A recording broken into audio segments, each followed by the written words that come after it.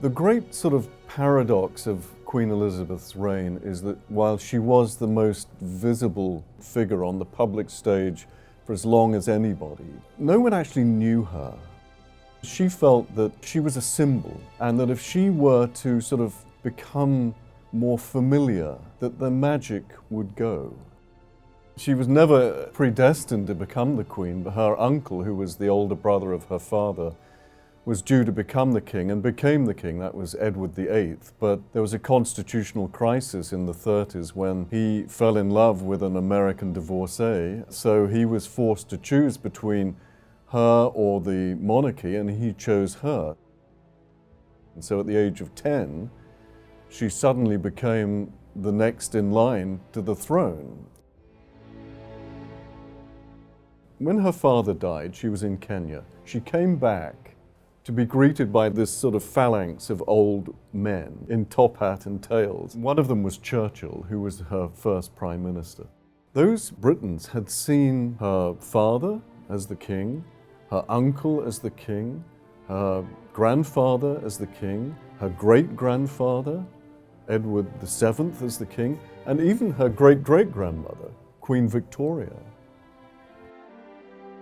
I declare before you all that my whole life, whether it be long or short, shall be devoted to your service and to the service of our great imperial family to which we all belong.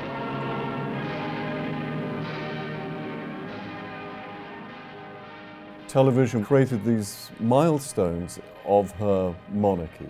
The first coronation to be televised and indeed watched by millions around the world. It was the first great global television event. So somebody at the BBC convinced them to do a documentary film. It was called The Royal Family. And it was the first real glimpse of them in their family environment. And unfortunately, instead of it being sort of this candid and warm milestone in television history, what it actually did was sort of break down those barriers of inscrutability. Many people believe that it sort of led then to this whole notion of the press in the 70s, 80s and 90s actually sort of turning on the royal family. They didn't turn on the Queen herself, but they certainly went after her family. Diana, Princess of Wales, has been killed in a car accident. Diana died in 1997. The whole episode, you may remember, sort of cast the whole country into this grief and rage, really. And, at first the anger and despair turned on Prince Charles. But then it slowly gathered against the Queen, and it was really the only time in her reign that the public was losing support for her. She gave a very measured and clever television address to the nation about Diana that was very sort of solicitous of her and captured the moment.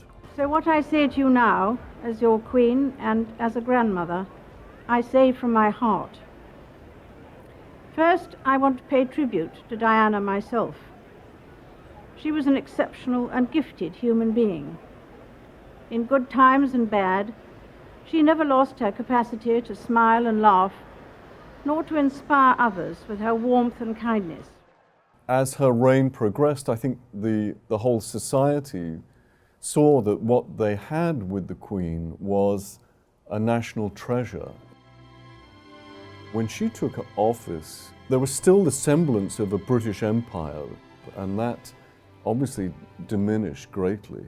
One thing that isn't perhaps well understood about the Queen is that she was a very pious woman, and she saw her commitment to the monarchy as sort of a sacred promise she made to her God. During her reign, there were calls at various times for her to abdicate so that Charles, for example, then a young, spirited bachelor, could become the king, or, when William came along, or when George was born. That sort of notion completely misreads who she was. What was driving her wasn't the trappings of being the queen and the luxury and all the rest of it. It was what she felt was her sacred duty to her subjects, to her people. She would never, ever have abdicated. She's reigned longer than any other British monarch, dating back 1100 years. And no one thought that the reign of Queen Victoria, which lasted 63 years, would ever be surpassed. But Queen Elizabeth did achieve that in 2015. She was this sort of continuous thread through incredible changes in British society. We've always associated the monarchy with Elizabeth. Now that dynamic changes. Now that Charles is the king, that feeling towards the monarchy inevitably is going to change. And one has to sort of think that it's not going to be quite as solid as it was given Elizabeth's incredible reign and her duty to it.